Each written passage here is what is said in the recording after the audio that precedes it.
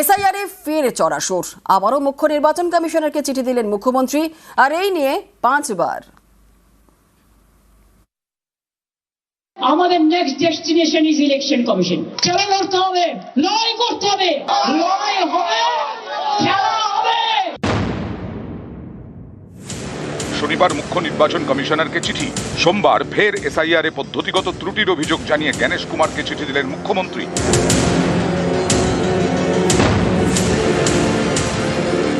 চিঠিতে মমতা বন্দ্যোপাধ্যায়ের অভিযোগ, শুনানিতে যোগ্যতা প্রমাণে প্রয়োজনীয় নথি নেওয়ার পর কোনো অ্যাকনলেজমেন্ট অথবা রসিদ দেওয়া হচ্ছে না। সেই কারণে খুঁজে পাওয়া যায়নি অথবা রেকর্ডে নেই বলে দেখানো হচ্ছে। এইভাবে ভোটার তালিকা থেকে নাম বাদ দিয়ে দেওয়া হচ্ছে। এটা ত্রুটিপূর্ণ, মেনে নেওয়া যায় না। মাথা খাটিয়ে বিচার না করে যান্ত্রিকভাবে বিষয়টি দেখা হচ্ছে। এতে সাধারণ মানুষের চরম হয়রানি হচ্ছে। সাংবিধানিক অধিকার থেকে ভোটারদের বঞ্চিত করা হচ্ছে। মুখ্য নির্বাচন কমিশনার গণেশ কুমারকে লেখা চিঠিতে মুখ্যমন্ত্রীর আরও অভিযোগ, 2002-এ শেষ এসআইআর এর কোনো ডিজিটাইজড নথি ছিল না। ভোটার লিস্ট তৈরি করা হয় ম্যানুয়ালি, তাকে এখন আর্টিফিশিয়াল ইন্টেলিজেন্সের মাধ্যমে অনুবাদ করা হয়েছে। একাধিক ক্ষেত্রে নাম, বয়স, লিঙ্গ ও বাবা মায়ের নামে অসঙ্গতি তৈরি হয়েছে। এর জেরে লজিক্যাল ডিসক্রিপেন্সির নামে বৈধ ভোটারদের শুনানিতে ডাকা হচ্ছে। 23 বছর ধরে ভোটারদের অনেকেই কমিশনের ফর্ম 8 ফিল আপ করেছেন। প্রয়োজনীয় সরকারি নথি নিয়ে শুনানির মাধ্যমে ভোটার তালিকায় নাম নথিভুক্ত করেছেন ইআরও, এইআরও। 2025-এর ভোটার তালিকাতেও তাদের নাম রয়েছে, কিন্তু কমিশনই এখন সেটা মানছে না। ভোটারদের আবার প্রমাণ করতে হচ্ছে যে তারা বৈধ ভোটার। এটা স্বেচ্ছাচারী, অযৌক্তিক এবং সাংবিধানিক ভাবনার পরিপন্থী। ভোটারদের নিজের বা বাবার নামে ভুল ধরা পড়লে বিএলও, ইআরও, এইআরওরা সংশোধন করে নিতে পারেন। তা না করে ভোটারদের শুনানিতে ডেকে পাঠানো হচ্ছে। এসআইআর এর পদ্ধতিতে ত্রুটি এবং তার জেরে ভোটারদের হয়রানি। এর আগেও মুখ্য নির্বাচন কমিশনারকে একাধিক চিঠি দিয়েছেন মমতা। শনিবারের চিঠিতে ছত্রে ছত্রে ক্ষোভ উগড়ে দেন মুখ্যমন্ত্রী। লেখেন, এটা অত্যন্ত লজ্জার বিষয় যে নোবেলজয়ী অর্থনীতিবিদ অমর্ত্য সেনের মতো আন্তর্জাতিক খ্যাতিসম্পন্ন ব্যক্তিত্বকে হিয়ারিংয়ে হাজির হতে বলা হয়েছে যোগ্যতা প্রমাণ করার জন্য। অমানবিক এই প্রক্রিয়ার শিকার জয় গোস্বামী, দীপক অধিকারী, মোহাম্মদ শামী এবং ভারত সেবাশ্রম সংঘের মহারাজও। এটা কি নির্বাচন কমিশনের ঔদ্ধত্য নয়? শনিবার এই চিঠি, তারপর আবার সোমবার এসআইআর ইস্যুতে কমিশনে লেখা মুখ্যমন্ত্রীর 5ম চিঠি। নিউজ 18 বাংলা।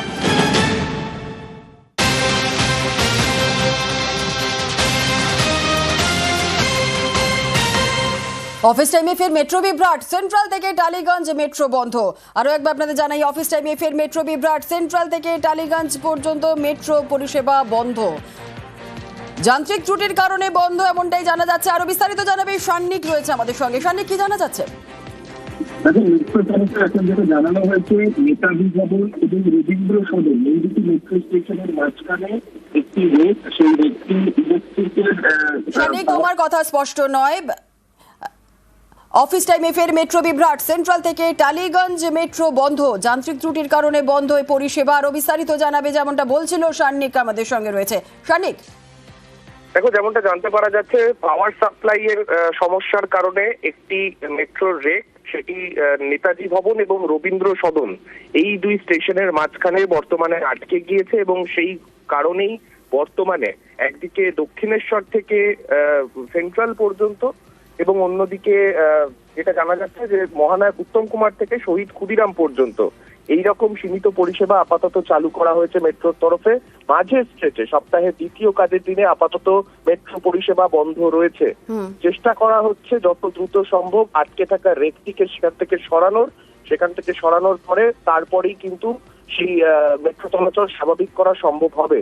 যদিও সকালের দিকে হলেও যেহেতু সপ্তাহের দ্বিতীয় কাজের দিন, তাই যাত্রী ভোগান্তির একটা সম্ভাবনা কিন্তু থেকে যাচ্ছে। তবে এখনো পর্যন্ত মেট্রোর তরফে যেমনটা জানানো হয়েছে, মূলত এই পাওয়ার সাপ্লাই ইস্যু কারণেই এই সমস্যা তৈরি হয়েছে। দ্রুত তার সমাধান হবে বলেই আশ্বস্ত করা হয়েছে মেট্রোর তরফে। জুনেলা, বেশ, ধন্যবাদ।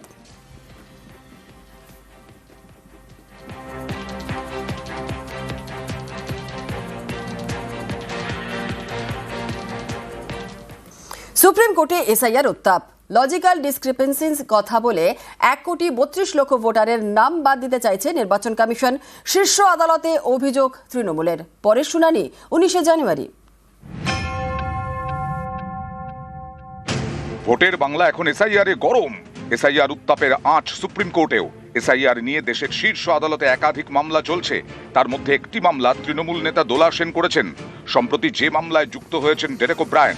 সোমবার প্রধান বিচারপতি সূর্যকান্তের বেঞ্চে এই মামলারই শুনানি হয়। তৃণমূল নেতাদের আইনজীবী কপিল সিব্বল সওয়াল করেন, বাংলায় এসআইআর চলাকালীন অদ্ভুত কাণ্ড কারখানা ঘটছে। হোয়াটসঅ্যাপের মাধ্যমে নির্দেশ দিচ্ছে নির্বাচন কমিশন। লজিক্যাল ডিসক্রিপেন্সির যুক্তি দেখিয়ে 1,32,00,000 ভোটারের নাম বাদ দেওয়ার কথা বলা হচ্ছে। পাল্টা নির্বাচন কমিশনের তরফে আর্জি জানানো হয় এ বিষয়ে তাদের আরও 2 সপ্তাহ সময় দেওয়া হোক। তখন কপিল সিব্বল বলেন, সময় বেশি নেই, এসআইআর আবেদনের সময় শেষ হয়ে আসছে। এরপরেই প্রধান বিচারপতি নির্দেশ দেন 1 সপ্তাহ সময় দেওয়া হলো, এর মধ্যে সব পক্ষকে জবাব দিতে হবে। এরপর তৃণমূলের আইনজীবী কপিল সিব্বল বলেন, কারো 6 সন্তান, তাকেও এসআইআর এর নোটিশ দেওয়া হচ্ছে। প্রশ্ন করা হচ্ছে কেন 6 সন্তান?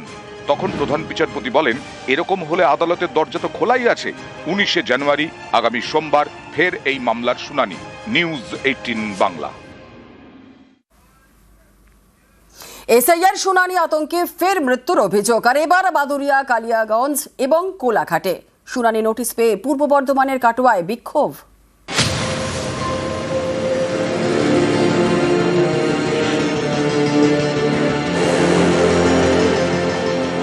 উত্তর 24 পরগনার বাদুরিয়া। এখানকার বাসিন্দা অনিতা বিশ্বাস, বয়স 75। রবিবার রাতে বসিরহাট জেলা হাসপাতালে মারা যান। পরিবারের দাবি, গত 5ই জানুয়ারি শুনানিতে হাজিরা দেন অনিতা। তারপর থেকে আতঙ্কে ছিলেন। 7ই জানুয়ারি স্ট্রোক হয়, তাকে নিয়ে যাওয়া হয় বসিরহাট জেলা হাসপাতালে। রবিবার রাতে মারা যান বৃদ্ধা। শুনানির আতঙ্কে মৃত্যু হয়েছে বলে দাবি পরিবারের। হেয়ারিং এর নাম এসেছিল, 2 ছেলের নাম নেই।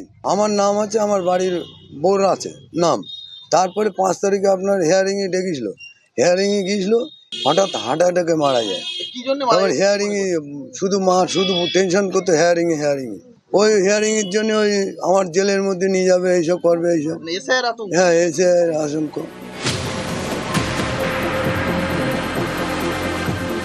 উত্তর দিনাজপুরের কালিয়াগঞ্জের চান্দৌল।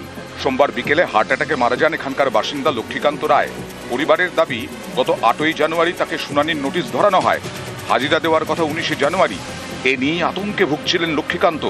এদিন বিকেলে স্থানীয় হাটে যান, সেখানেই হার্ট অ্যাটাকে মৃত্যু। পরিবারের দাবি, এসআইআর আতঙ্কে প্রাণ গেছে লক্ষ্মীকান্ত। সমস্যা একটাই যে আমাদের বাড়ির 3 জনকার এসআইআর এর নোটিশ আসছে। 19 তারিখে হিয়ারিং ছিল। আমার টেনশন যে হিয়ারিং এ যাইতে হবে, কাগজপাতি আমাদের ঠিক নাই। 2002 এ ভোটের নামে লিস্টে নাম নেই। আতঙ্কে কয়েকদিন ধরে তো খাওয়া দাওয়া করেনি ঠিক মতন। থানা লিখিত অভিযোগ করবে কিছু? আর করবো। কার বিরুদ্ধে অভিযোগ করবে? নির্বাচন কমিশনে।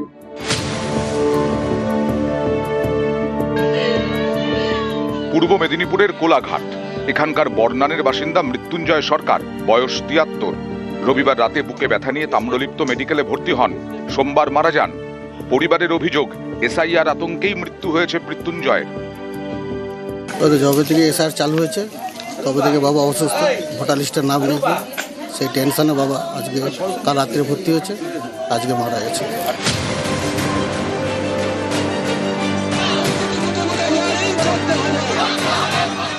পূর্ব বর্ধমানের কেতুগ্রাম বিধানসভা এলাকা।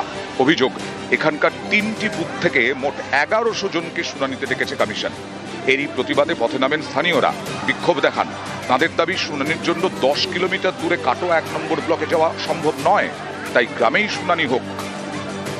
আমরা কাটোয়া বর্ধমান পথ অবরোধ করেছি, তার কারণ আমাদের 1100 লোকের হিয়ারিং এর নাম ভুল এসেছে। ওই জন্য আমরা পথ অবরোধ করেছি। প্রত্যেকটা বুথে যেন বাড়িতে যেন আমাদের হিয়ারিং হয়, পথ অবরোধ করছি। ওনাদের যে দাবি সেটা আমরা আজকে কমিশনে পৌঁছে দেবো। এবার কমিশন যা ব্যবস্থা নেবে। কি মনে হয় এটা হয়রানি নির্দেশ দিচ্ছে, আমরা সেই মতোই করছি। হয়রানি আমরা নিজে থেকে কিছু করছি। কাল ডিসক্রিপেন্সি যেগুলো সেগুলো আসছি। নামের ধরুন বন্দ্যোপাধ্যায় ছিল 2002-এ, হয়তো 25-এ ব্যানার্জি হয়েছে। আমরা আমাদের দাবিগুলো পৌঁছে দেব।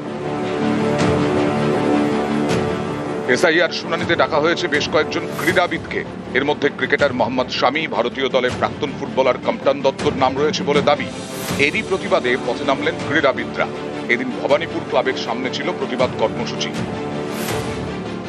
অবৈধ ভোটারদের জন্য কিন্তু আমরা এখানে আসিনি। আমরা এখানে এসেছি বৈধ ভোটারদের জন্য এবং খেলোয়াড়দের যে হেনস্থা করা হচ্ছে তার প্রতিবাদে। কারণ তাদের তথ্য তো আছে, যারা দেশের হয়ে খেলেছে, রাজ্যের হয়ে খেলেছে, বিভিন্ন সম্মানে ভূষিত হয়েছে, তাদেরও যখন হিয়ারিংয়ে ডাকছে সেটা আমাদের খারাপ লাগে। আমরা একটা জয়েন্ট পিটিশন করে ইলেকশন কমিশনের কাছে পাঠাবো। নিউজ 18 বাংলা।